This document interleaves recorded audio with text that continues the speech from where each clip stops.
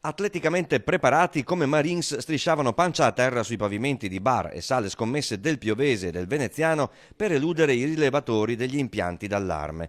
Nello zainetto gli arnesi per scassinare le slot machine, fuori sempre un palo. 2 gli arrestati dai carabinieri di Padova a Legnaro e Chioggia, una coppia di romeni di 28 e 31 anni. 9 i colpi che avrebbero messo a segno tra il dicembre 2016 e lo scorso ottobre tra Codevigo, Vigo Rovea, Sant'Angelo di Piove e Brugine nel Padovano, Campalto e Cavallino Treporti nel Veneziano.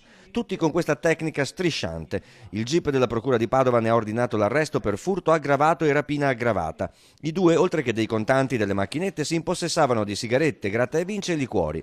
Un bottino totale di circa 50.000 euro, ma per gli esercenti derubati anche altre grane. Danni patrimoniali piuttosto rilevanti, scaturiti oltre che dall'ammontare della refurtiva, anche dal danneggiamento delle strutture, degli infissi, ma anche dei sistemi di allarmi che venivano completamente neutralizzati. I ladri sceglievano di giorno i loro obiettivi, quindi vi entravano in piena notte, in genere tra l'1:30 e le 4:30, infrangendo porte o finestre. Dopo una serie di furti della scorsa estate, i carabinieri di Piove di Sacco e Padova hanno iniziato una serie di servizi notturni.